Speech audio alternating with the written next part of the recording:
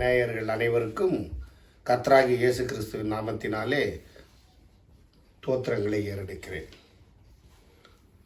இன்று நாம் பார்க்க போகிற டாபிக் சாம்பர் புதன்கிழமை. ஏற்கனவே 2 டாபிக் உங்களோடு உரையாடி இருக்கிறேன்.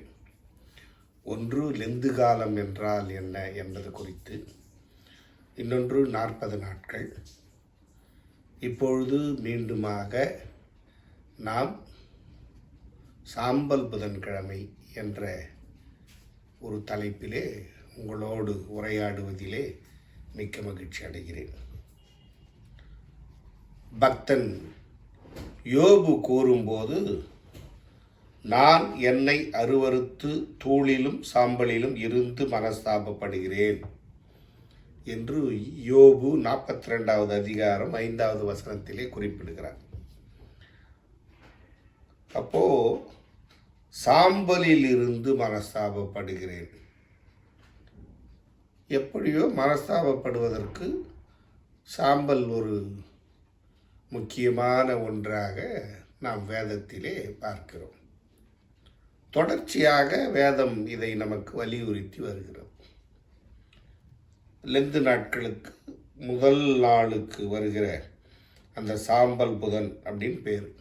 லெந்து நாட்கள் தொடங்கிறதுக்கு முன்னாடி வருகிற புதன் சாம்பல் புதன் அழைக்கப்படுகிறது. அதான் நம்மளுக்கு லெந்து நாளுக்கான ஆரம்ப நாள். இந்த வருஷம் பிப்ரவரி 18ஆம் தேதி அது வந்தது. இந்த ஈஸ்டர் பண்டிகைக்கு முன்னால் அந்த ஞாயிற்றுக்கிழமைகளை தள்ளிவிட்டு வார நாட்களை கணக்கிட்டால் 40 வரணும்.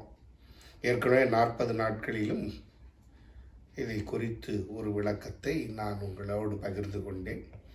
இப்பொழுது மீண்டுமாக இந்த சாம்பல் புதன் என்று வரும்போது அந்த புதன்கிழமை எப்படி அமைய வேண்டும் என்றால், ஞாயிற்றுக்கிழமைகளை கணக்கில் இல்லாமல் உயிர்த்தெழுந்த நாளோடு இணைந்து 40 நாட்களுக்கு முன் வருகிற அந்த புதன் சாம்பல் புதன்கிழமை எனப்படும். மனிதர்கள் குற்றம் செய்பவர்கள், வெளியரங்கமாய் பாவம் செய்பவர்கள், இவர்களெல்லாம் சபைக்கு புறம்பாக்கப்பட்டிருந்தால் அவர்கள் தங்கள் பாவங்களை குறித்து உண்மையாய் மனம் வருந்துகிறார்கள் என்பதற்கு அடையாளமாக ரெட்டுடுத்தி உடலில் சாம்பலை பூசிக்கொண்டு தலை கவிழ்ந்து தங்கள் பாவங்களை அறிக்கை செய்து சபையிலே சொன்னால் திரும்ப சேர்த்து கொள்ளப்பட்டார்கள் என்று ஒரு காலகட்டத்தினுடைய குறிப்பு இருக்கிறது. அதனால் காலம் செல்ல செல்ல இந்த லெந்துன்ற தபசு நாட்களில் திருச்சபைக்கு புறம்பாக்கப்பட்டவர்கள் சபையில் சேர்த்து கொள்ள பரிசுத்த ஞானஸ்நானத்திற்கு தகுந்த முறையில் ஆயத்தம் பண்ணிக்கொள்ள கர்த்தருடைய பிள்ளைகள் அனைவரும் ஒருமித்து ஈஸ்டர் பண்டிகை என்று நன்றி அறிதலோடு கடவுளுடைய சமூகத்திலே வந்து நற்கருணை பெறுவதை ஆயத்தப்படுத்திக் கொள்வதை நாம் ஒரு சடங்காக நிறைவேற்றி கொண்டு வருவதுண்டு. பழைய நாட்களிலே பாவத்தை குறித்து மனஸ்தாபப்படும் நாளாக இந்த சாம்பர் புதன்கிழமை அனுசரிக்கப்பட்டது. பாவத்தை உணர்ந்து அறிக்கை செய்ய விரும்புவோர் செருப்பு கூட போடாமல் வெறும் காலோட அந்த முரட்டு சாக்கு துணிகளை அணிந்து கொண்டு தலை நிமிர்ந்தில்லை, தலை குனிந்து தங்கள் உள்ளான மனம் திரும்புதலை குறிக்கும் இந்த தாழ்மை கோலத்தை, அதிலே சாம்பல் பூசி உட்கார்ந்து கொண்டிருக்கிற அந்த கோலத்தை, இன்னும் சொல்லப்போனால் அந்த கோலத்தோடு கத்தோலிக்க அந்த பேராயர்களுக்கு முன்னாடி அவர்களை கொண்டு வருவார்கள். அவர்கள் ஆதாம் பாவம் செய்தபடியால் ஏதேன் தோட்டத்திலிருந்து துரத்தப்பட்டது போல நீயும் திருச்சபையிலிருந்து தள்ளப்படுகிறாய் என்ற சாபத்தை கூறிக்கொண்டு பேராயரும் அவர்கள் மீது சாம்பலை தூவுவார். அப்போது அந்த தவறுக்கு இணையாக தரப்படுகின்ற ஒன்று, அந்த சாபத்தை பெறுகின்ற ஒன்றாக அந்த சாம்பலை தூவுவார். இவர்கள் உண்மையாகவே பாவ உணர்வு பெற்றுள்ளார்கள் என்று குருமார்கள் அதற்கு சான்று தர வேண்டும். அப்படி சாம்பல் தூவப்பட்டவர் இந்த 40 நாட்களிலே மனம் திரும்புதலுக்கான கனிகளை தருவதாக இருந்தால், அந்த குருக்கள் அதை கண்டு பேராயரிடம் இவர் உண்மையாக மனசாபப்பட்டார் என்பதை தெரிவிப்பார்கள். அந்த பேராயர் அவர்கள் சொல்வதை ஏற்று அவர்களை திருச்சபையில் மீண்டுமாக சேர்த்து கொண்டு நற்கருணை கொடுங்கள் என்று சொல்லுவார். அதற்கு பிறகு காலம் செல்ல செல்ல தேவ கோபாக்கினை கூறல் என்ற எச்சரிப்பு வாசகம் சாம்பல் புதன்கிழமை ஆராதனைகளில் வாசிக்கும் முறைமை திருச்சபை ஒழுங்குமுறைகளில் ஒன்றாக கடைபிடிக்கப்பட்டது. அப்போ இதுகாரும் நாம் பார்த்தது, ஒரு மனிதன் திருச்சபையிலிருந்து அவனுடைய பாவத்துக்காக வெளியேற்றப்பட்ட போது சாம்பல் தூவி நீ இப்போ திருச்சபையிலிருந்து தள்ளப்படுகிறாய், அவருடைய நடவடிக்கைகள் ஒழுங்காகுமானால் இந்த 40 நாளில் மீண்டுமாக அவர் திருச்சபைக்குள் இணைக்கப்படுகிறார். இது திருச்சபை ஒழுங்குமுறை தாண்டி பழைய ஏற்பாட்டு காலத்தில் மிகுந்த துக்கம் ஏற்பட்ட போது இந்த இரட்டு உடுத்தி கொண்டு சாம்பலிலே உட்கார்ந்து கொள்ளும் மக்களை நாம் பார்க்கிறோம்.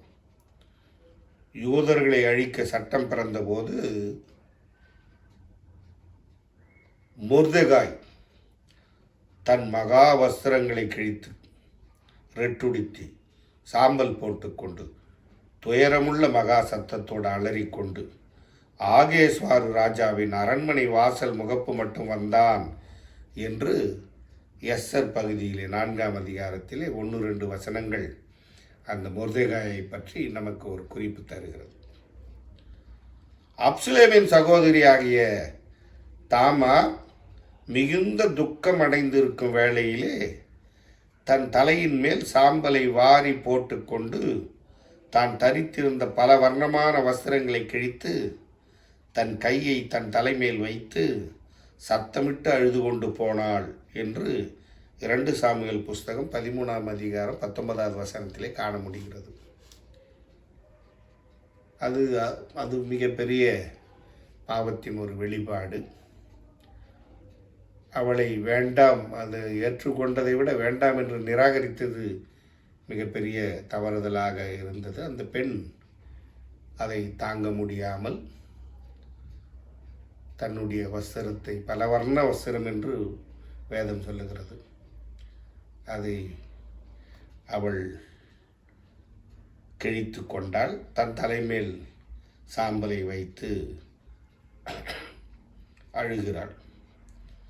இதே போலதான் யோபு என்ற பகுதியிலும் வேதத்திலே தன் பிள்ளைகள் அனைவரின் மரணத்தையும் மற்றும் துயரமான செய்தியும் கேட்டபோது யோபு தன் சால்வையை கிழித்து தன் சலையை மழித்து கொண்டு சாம்பலிலே உட்கார்ந்திருந்தார். இது யோபு 1ஆம் அதிகாரம் 22-8 வசனங்களிலே இவை நாம் பார்க்கிறோம். அப்போ சாம்பல் என்பது ஒரு துயரத்திற்கு அடையாளமாக, பாவம் செய்ததற்கு அடையாளமாக, பாவத்தின் கழுவாய் நடைபெற வேண்டும் என்பதற்காக, மன வருத்தப்படுவதற்காக நாம் இதுவரை பார்த்தோம். இதற்கு இன்று இருக்கிற கத்தோலிக்க சான்றுகளை மட்டுமல்லாமல் பழைய ஏற்பாட்டு காலகட்டத்திலேயே மொர்தெகாயை கொண்டு எஸ்ஸர் என்கிற பகுதியிலே மொர்தெகாய் எப்படி சாம்பல் தரித்து அமர்ந்தான் என்பதையும், அதன் பிறகு 2 சாமுவேல் புஸ்தகத்திலே தாமாரின் மனக்கலக்கத்தையும் அவள் சாம்பலிட்டு சென்றதையும், யோபுவின் மனக்கலக்கத்தையும் அவன் சாம்பலிட்டு அமர்ந்ததையும் நாம் பார்க்கிறோம். இதே போலதான் 40 நாட்கள் என்னும் பகுதியிலே நாம் ஏற்கனவே பார்த்த வண்ணம் யோனா நினிவேக்கு சென்றபோது நினிவேவிலே ராஜாவாக இருக்கிறவன் தன் சிங்காசனத்தை விட்டு எழுந்து தான் உடுத்திருந்த உடுப்பை கழற்றி போட்டு ரெட்டை உடுத்தி கொண்டு சாம்பலிலே உட்கார்ந்தான். யோவான் 3ஆம் அதிகாரம் 6ஆம் வசனம் இப்படி சொல்கிறது. அப்போது அரசன் அமர்ந்தான் அப்படின்னா என்ன அர்த்தம்? அரசனோடு இணைந்து அந்த மக்கள் அனைவரும் அமர்ந்தார்கள் அர்த்தம். அரசர்கள் இப்போது இலக்கியங்கள் இப்படி சொல்லும், மன்னன் எவ்வழி மக்கள் அவ்வழின்னு. ஆக மன்னன் தான் மக்களுக்கு தலை, மன்னன் உயிர்த்தே மலர்தலை உலகம் என்று சங்க இலக்கியத்தில் புறநானூறு சொல்கிறது. அப்போ மன்னனை உயிராக கருதுகிற இந்த மக்கள் மன்னன் எதை செய்கிறானோ அதை தாங்கள் செய்வதாக நினைக்கிறார்கள். ஆக மன்னனுக்கு உறுதுணையாக இருந்தார்கள் என்பதுதான் இதற்கு பொருள். மன்னன் செய்தால் அந்த மன்னனுக்கு உறுதுணையாக இவர்களும் ரெட்டுடுத்தினார்கள் என்பதை யோனா வாயிலாக காணும். அப்போது கர்த்தர் நம்ம பாவங்களை உணர்த்துகிற இந்த நாளில் நாம் என்ன பண்ணோம்? நாமும் உபவாசத்தோடும் அழுகையோடும் புலம்பலோடும் நம்முடைய முழு இருதயத்தோடும் கர்த்தரிடத்தில் திரும்பணும். நம்ம எவ்வளோ சான்றுகளை பார்த்தோம். மொர்தகாய, தாமாரை, யோபுவை, யோனா பகுதியிலே அந்த அரசனை அப்போ பார்த்தோம். திருச்சபை ஒழுங்குமுறைகளிலேயும் அப்படி பின்பற்றப்பட்டதை பார்த்தோம். அப்போ நாமும் இந்த நாளில் கடவுள் என்ன சொல்கிறாரு? நீங்கள் உங்கள் வஸ்திரங்களை அல்ல இதயங்களை கிழித்து தேவனாய கர்த்தரிடத்தில் திரும்புங்கள். வஸ்திரத்தை கழிச்சுக்கிறதுனால என்ன பயன்? அது பழைய ஏற்பாட்டு முறைமையாக இருந்தாலும் அதில் இயேசு கிறிஸ்து அதை தடை செய்கிறார். அநேக விஷயங்களை கடவுள் எளிமையாக்குகிறார் என்று சொல்ல முடியாது, எளிமையாக்கவில்லை. ஆனால் அதை சரியாக அதற்கு உதாரணமாக சொல்லணும் அப்படின்னா, இது மாதிரி செய்கிற பாவத்துக்கு நீங்கள் 100 மடங்கு இதை செலுத்தி விடுங்கள் அப்படின்னா எல்லாரும் அந்த 100 மடங்கு பணத்தை செலுத்திடுவாங்க. ஆனால் நீங்கள் உள்ளத்திலே இப்படி சிந்திக்க வேண்டாம் அப்படின்னா மனிதர்களால் முடியாது. கடவுள் அந்த மாதிரி தான் நம்மளுக்கு நிறைய கட்டளைகளை சொல்லியிருக்கிறார். நீ உன் சகோதரனை நேசிக்கணும். எப்படி நீ அப்படின்னா உன்னை போல் பிறனை நேசின்றாரே அந்த மாதிரி.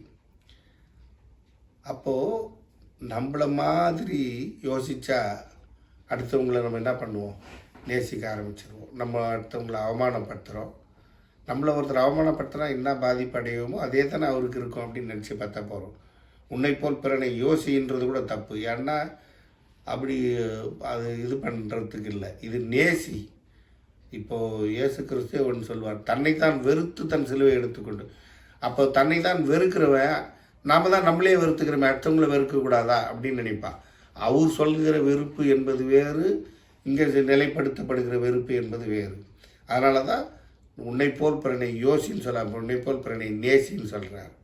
அப்போ கடவுள் தருகிற அந்த சிஸ்டம் நமக்கு ரொம்ப கடைபிடிக்க வேண்டிய ஒன்றாக இருக்கிறது. அந்த அடிப்படையிலே தான் கடவுள் வஸ்திரங்களை எல்லாம் இருதயங்களை கிழித்து கொண்டு திரும்புங்கள்ன்றார். அப்படி திரும்பும்போது கடவுள் அந்த யோனா சொல்கிற மாதிரி தான், நீங்கள் மன உருக்கமும் இரக்கமும் நீடிய சாந்தமும் மிகுந்த கிருபையும் உள்ள தேவனேச்சே அப்படின்னு. கடவுள் எப்படிப்பட்டவர்னா இரக்கமுடையவர், மன உருக்கமுடையவர், நீடிய பொறுமை உள்ளவர், சாந்தம் உள்ளவர்.